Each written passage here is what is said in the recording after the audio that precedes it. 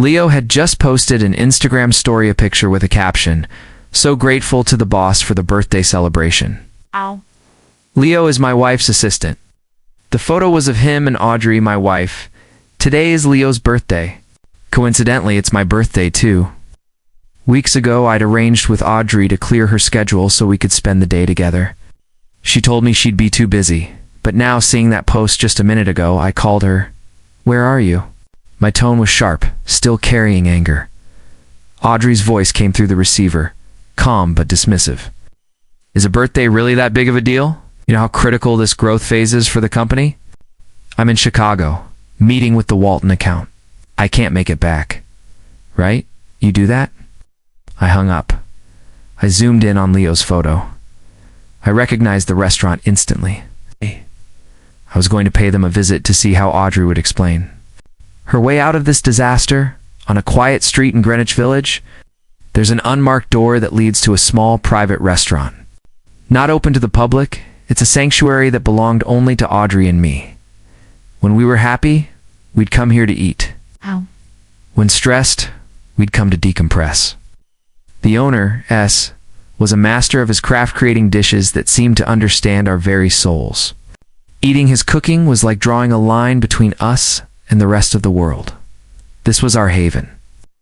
I never brought friends here. She never brought friends here. It was our unspoken rule. But tonight, she had broken it. The picture Leo posted was taken right here. He was even sitting in my usual spot. I drove over and parked down the block, spotting Audrey's car. This was her being busy. I sat there for a long time, sharp pain mixing with a cold rage in my chest, as the Miller family's influence had grown over the years. Audrey seemed to have started forgetting who I was. Well, it was time to remind her that the man her family once depended on wasn't so obsolete. I got out and walked toward the discreet entrance. "This one's amazing. This one's not bad either," Leo was saying as I entered, critiquing the dishes on the table. He pointed at S., who stood quietly to the side. "Hey S, the ones I just mentioned, make another round of them to go." S's face soured. Even I, a patron for years, always addressed him with respect.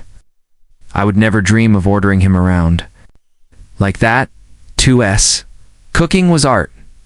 What he made and how he made it always depended on his mood. He never made the same dish twice in exactly the same way. It was always a variation, always a twist. S looked at Audrey, holding his tongue out. Of respect for her. Leo likes it. "Get it done," Audrey said flatly. "Get what done?" I asked, stepping inside. Audrey's face froze when she saw me.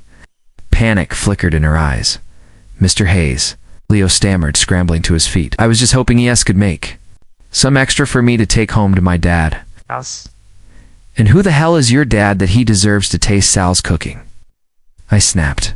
Leo was stunned. He looked at Audrey, hoping she'd step in. She had never seen me like this. After a long pause, she finally spoke. "Leo, why don't you step outside for a minute?" Leo nodded and scurried toward the door, but glanced back nervously. "Mr. Hayes, I'll just be going then." I ignored him. S looked at me gently. "I've been working on a new recipe for Cassio e Pepe, your favorite. Let me get started." I gave him a small nod. "I'll eat in the kitchen with you in." A bit said, nothing more. He quietly closed the door behind him, leaving just Audrey and me. Only then did she speak. "Don't you think what you just said was completely out of line?" I sat down, my eyes locked on her. "Out of line? You lied about a business trip just to celebrate your assistant's birthday? That's your definition of out of line? Or do you really think that me putting some kid named Leo in his place is crossing a line, considering my power and influence? You want to see what out of line really looks like?" I leaned forward. "Don't you dare," Audrey snapped quickly. "There's nothing going on between us." Leo grew up without a mother. He was raised by a single parent. He starved for that kind of female affection because he never had it. He told me I remind him of the mother he barely remembers that he's never had someone to spend his birthday with. As his boss, I thought it was a small kindness to celebrate with him. My face stayed cold. "I've heard of sugar daddies, but I didn't know you had a thing for playing mommy." "Preston Hayes, that's disgusting. Don't you think that's a horrible thing to say?" You do something disgusting and expect me to sugarcoat it with nice words? Not happening. My temper was slipping, but I kept my voice steady. Fine, let's stop here. If you're so desperate for excitement, let's get a divorce. That word hit her like a slap. Her eyes filled with tears. I just had dinner with him. You don't need to blow this completely out of proportion. Today is also my birthday, Audrey, and you chose him over me, didn't you? She lowered her head. I'm sorry, it won't happen again. Fire him. He's hardworking, dedicated, always preach about giving new talent a chance.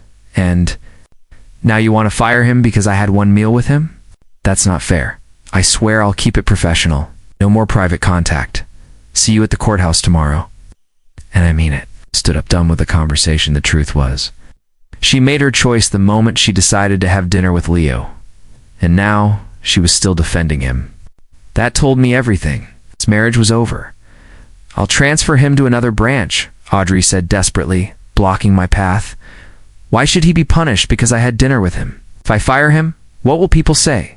He grabbed my hand. You're overthinking this. I just felt sorry for him. We don't have kids yet, and maybe my maternal instincts kicked in. How about we try for a baby tonight? Not in the mood, I said flatly. What do you want from me? You're really going to divorce me over one dinner with Leo? Don't you trust me at all? What is this place, Audrey? My voice grew colder. No outsider has ever set foot in here. This restaurant is our private world, our sanctuary, and you brought Leo here. You crossed the line. I wasn't thinking, she said quickly. Please don't be angry. S is making your favorite. Pasta, just try it. Promise I'll never bring anyone here again. The pasta was perfect, as always, but it didn't matter. My anger was boiling inside me. I felt like an animal whose territory had been invaded. I couldn't even stand to look at her, sat with me pouring whiskey. We drank in silence until he finally spoke. Forgive me for saying this, but the rumors about the Hayes family aren't good. You should try to keep things solid with Miss Miller. If Hayes Corp really runs into trouble, her family could be your lifeline. I downed half my glass. S, why do you think Audrey feels bold enough to act like this now? He went quiet. He knew the answer. Her behavior was tied to those rumors. Hayes Corp was on the edge of collapse. She was already showing her claws. If those rumors were true, said bitterly, she wouldn't have apologized tonight, and divorce wouldn't have been my idea. S didn't respond, but he knew I was right. After a long pause, he lifted his glass. People change. If he hadn't saved her family, the Millers would have been history by now. I smirked faintly. If I could build them up, I can tear them down. He just looked at me quietly, probably. Thinking I was fooling myself, everyone on the street was talking about the end of the Hayes dynasty. People were waiting for us to collapse. I didn't bother explaining myself. A decision was already taking shape in my mind. I would use this situation with Audrey to show everyone exactly what could and could not happen to the Hayes family. When I got home, Audrey was unexpectedly proactive. She was dressed in something silky and tempting from La Perla, but I felt nothing. In the first few years of our marriage, she had tried everything to please me. Back then, her family needed me. They needed the backing of my corporation. But over the last 2 years, since the Millers had clawed their way up and started their meteoric rise, she had stopped trying.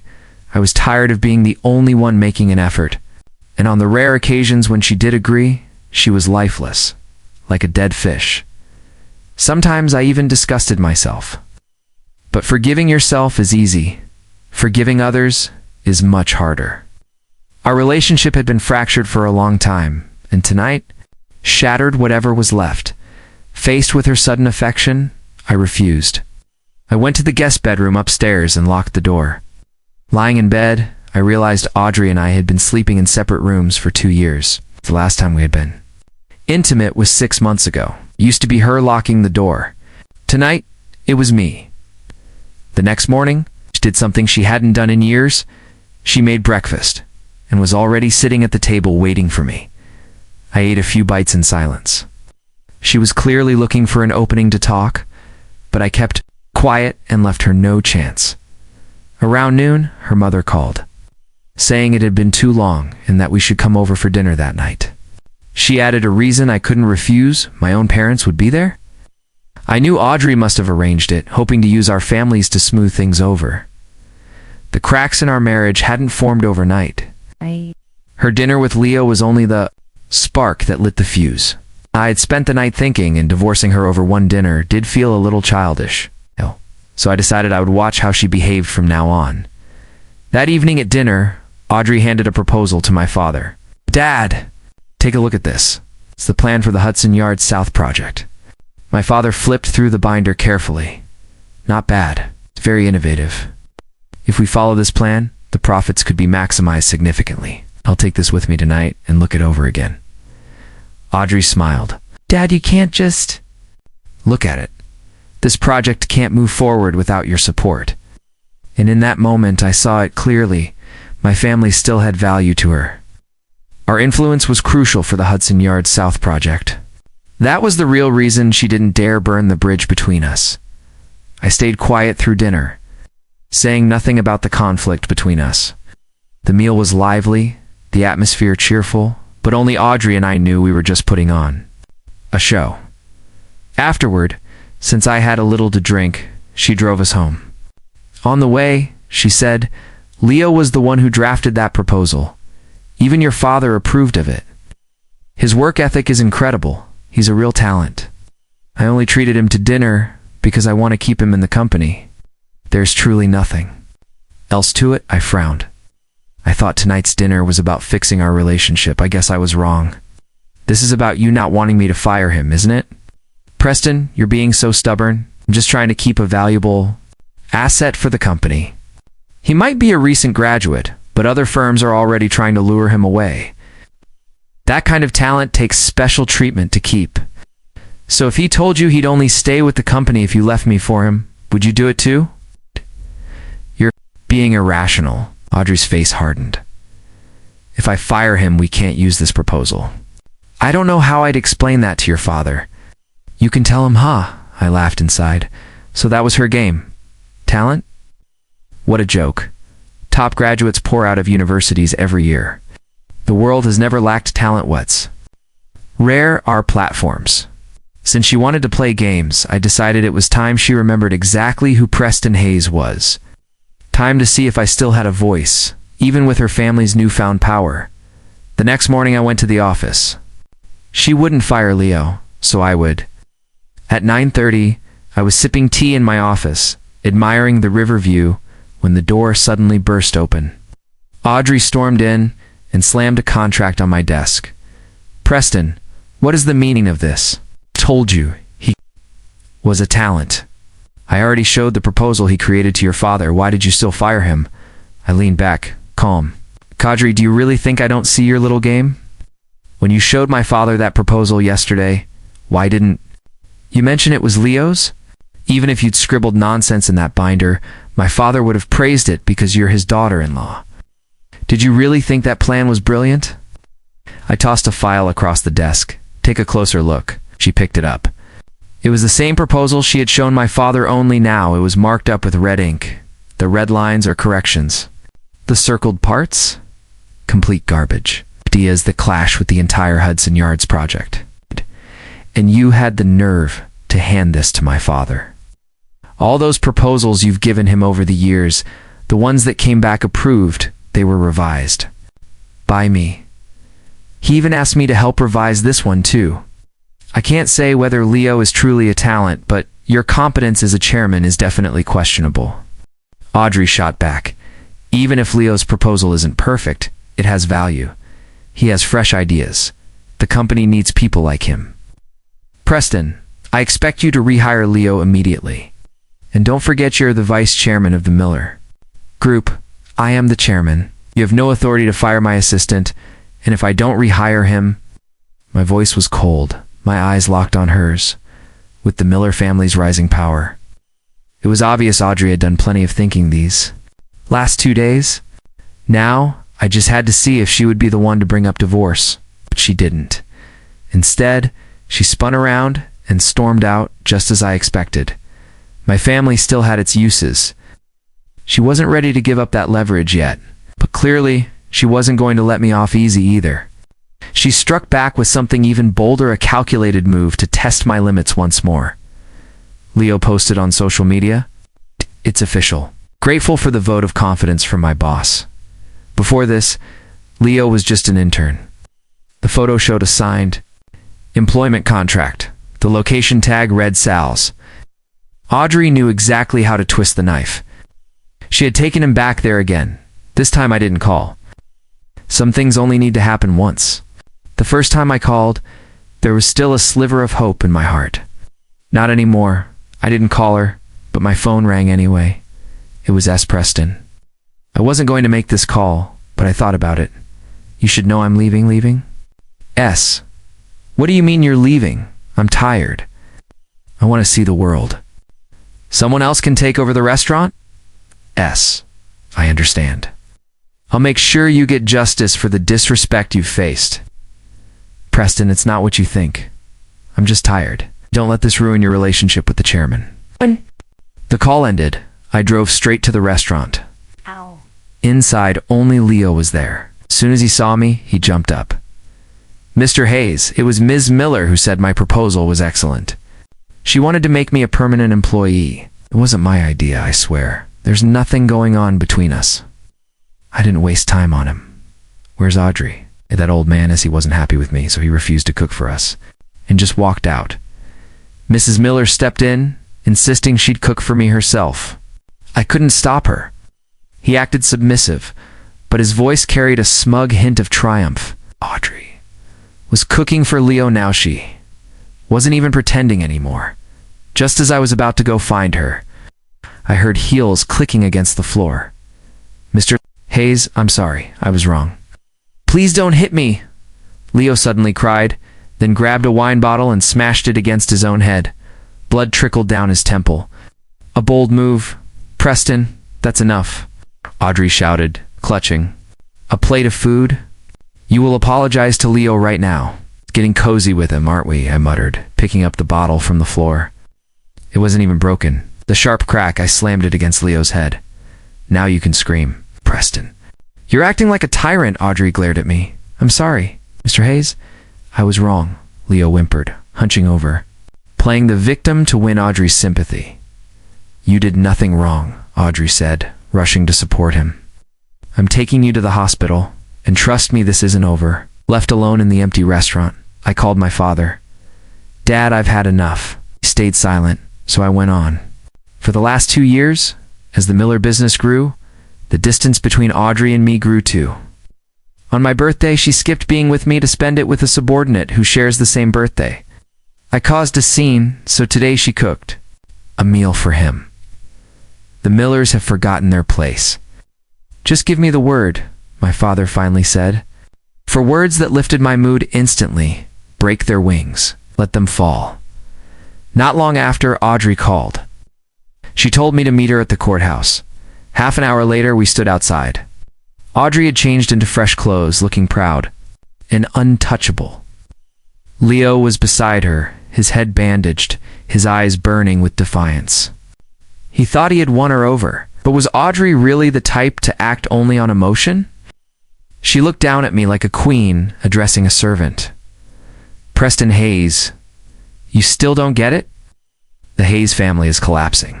I'll give you one last chance. Get on your knees, apologize to Leo, and maybe we won't divorce.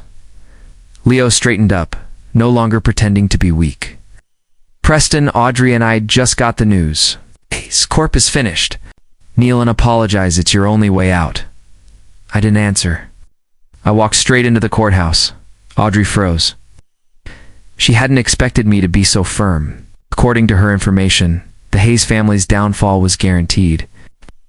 Thought I'd be clinging to her as my last lifeline. If I begged, she could exploit it, use my family's remaining influence, and boost the Millers even higher.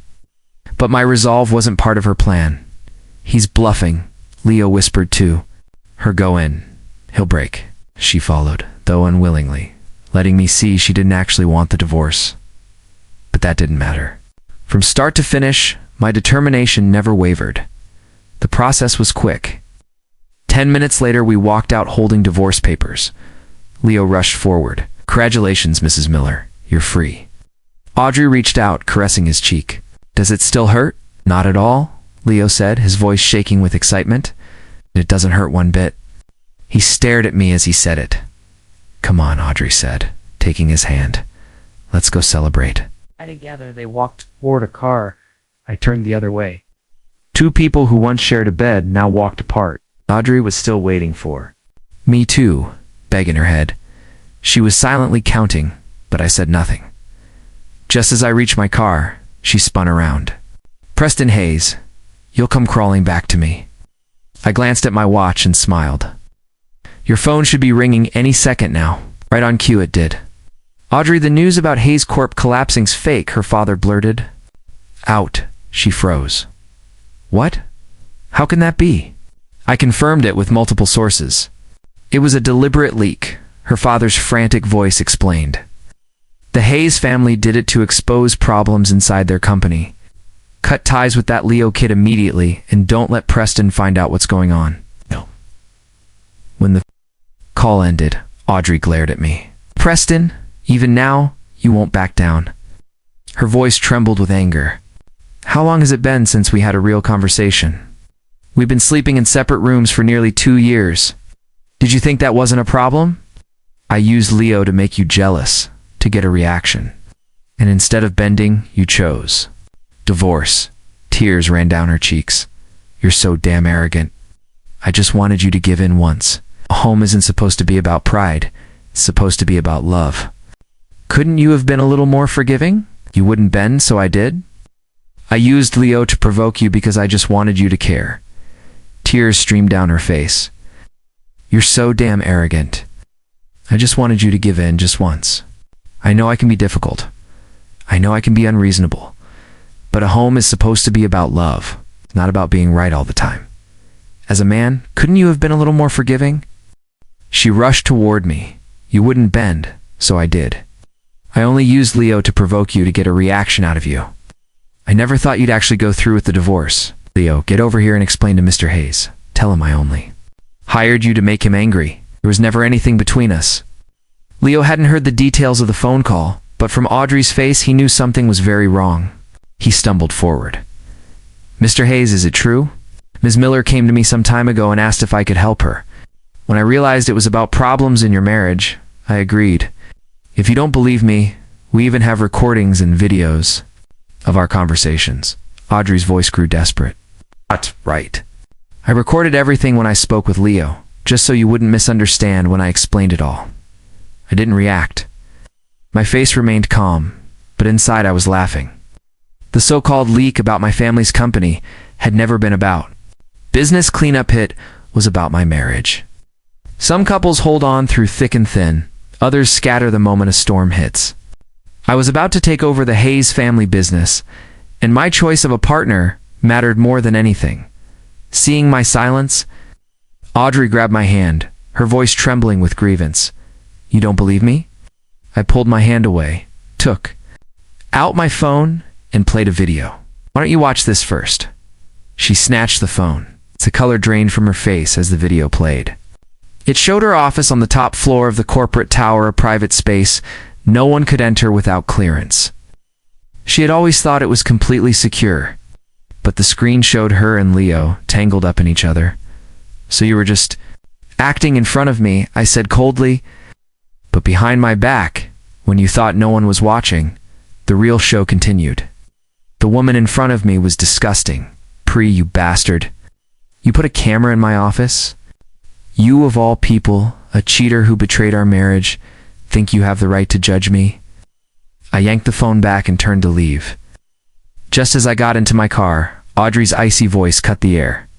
Preston Hayes, don't think the Miller. Family can't survive without you. It's the only reason I gave you a chance. The only reason I wanted to keep this marriage going was because of the Hudson Yards project. But now that we're divorced, we'll just drop it. Then the Hayes family doesn't have the resources to handle it alone anyway. We'll see about that, I muttered. I sat in the car but didn't drive away. The next act was about to begin. And right on cue, Audrey's phone rang again. She picked up, her face growing darker with every word. It wasn't just Hudson Yards, one by one. Partners were cutting ties with the Miller Group. Banks were pulling back. To not only were their loan requests being denied, but several banks were demanding immediate repayment of existing debts. And then came the final. Blow federal auditors had entered Miller Group headquarters and frozen all assets. This was only the beginning of the storm. Audrey's voice trembled. Are you saying? The Vance family is involved too. Yes, came the grim reply. Arya Vance herself is leading the charge. She says it's to settle a score for Preston and Hayes. The four great families. Of New York, two of them were the Hayes and the Vances. And not long ago, the rumor had been that the Vances wanted to swallow Hayes Corp whole. They were slowly bleeding us dry. And now Audrey finally understood the Vances had been working with my family all along. The Miller family couldn't handle one of us, let alone both. Her world collapsed in that instant. She hung up the call and ran toward my car. I slammed my foot on the gas, the car leaping forward. The window was down, and as I turned my head, I saw her face twisted in desperation. Preston, let me explain, she screamed. I didn't listen. Not to her lies. I drove away. Audrey. Leo rushed up beside her. You still have me? Double quotes slapped Audrey, struck him across the face. You're nothing.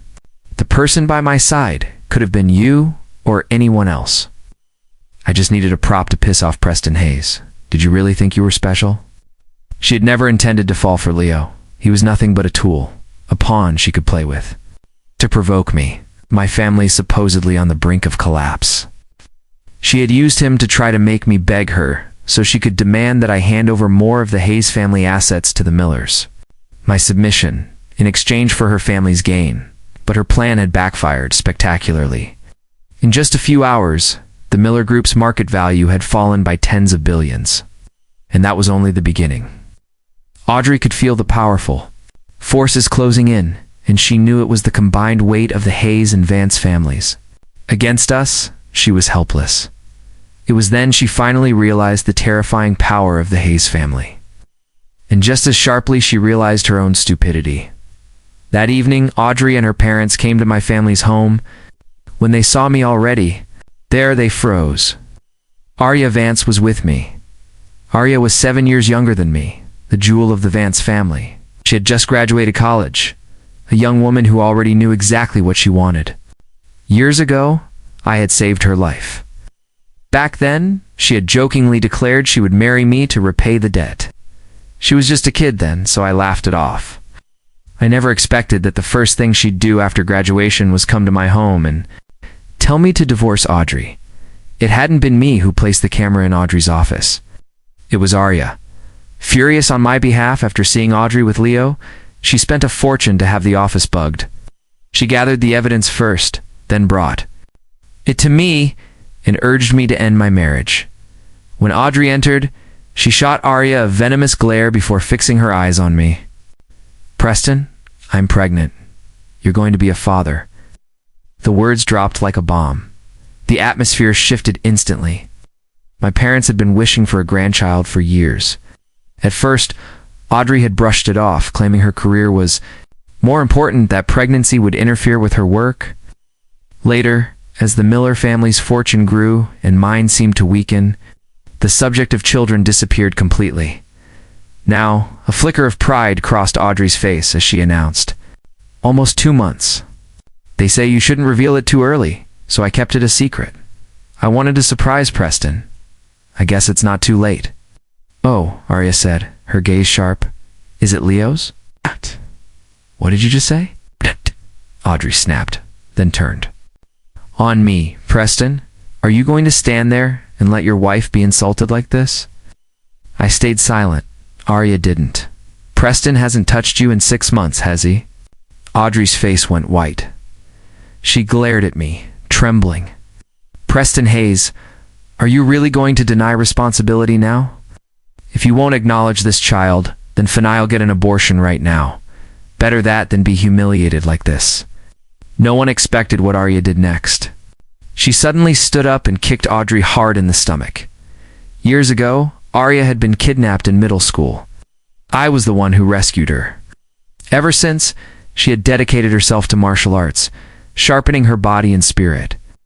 The kick landed, with terrifying power, sending Audrey stumbling back until she slammed against the wall.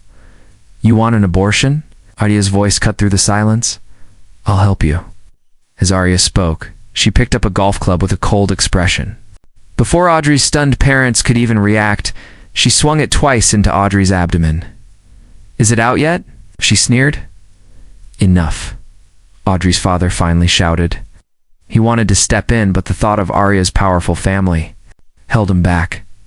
Arya tossed the club aside. Wow, that's one tough baby, she mocked. Still hanging on after all that? Audrey's face was pale as death. She wasn't pregnant. There was nothing to lose in the first place. Preston, Audrey's father said, his voice trembling with rage as he turned to my father. Audrey, is still your daughter-in-law? Are you just going to stand there and watch her be treated like this? My mother cut in coldly. In the old days, a cheating woman like her would have been drowned in a pig cage. She should be grateful she lives in modern times. The betrayal had shaken her so badly that she had wanted to punish Audrey even more harshly, and I had been the one to stop her. Audrey's father gave a bitter snort. The Hayes family is powerful, I'll give you that. This is nothing but trumped-up charges to get what you want. You've been planning this alliance with the Vances all along. His eyes burned with anger as he turned to me. Preston, I thought we were comrades once. We served together, and this is how you repay me. Aren't you ashamed of yourself? My mother stood, her eyes like ice. She threw a thick file at him. See for yourself. Inside were records, years of evidence. The Miller family had once been on the brink of collapse, and if it hadn't been for my family's money and influence, they would have been nothing. Instead, they had used our name to prop themselves up while getting filthier in their business dealings. Their partners had complained endlessly, and it was always us cleaning up after them, paying settlements to keep relationships intact.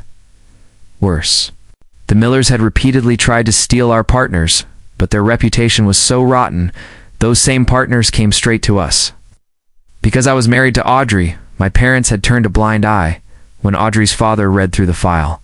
His face went cold, but he forced a sneer. So what? You think your family is spotless? If you don't give us a way out, then we'll drag you down with us. Do you want to see who breaks first? My father's gaze hardened. And when you say you have leverage, are you talking about the times you tried to record my son after getting him drunk?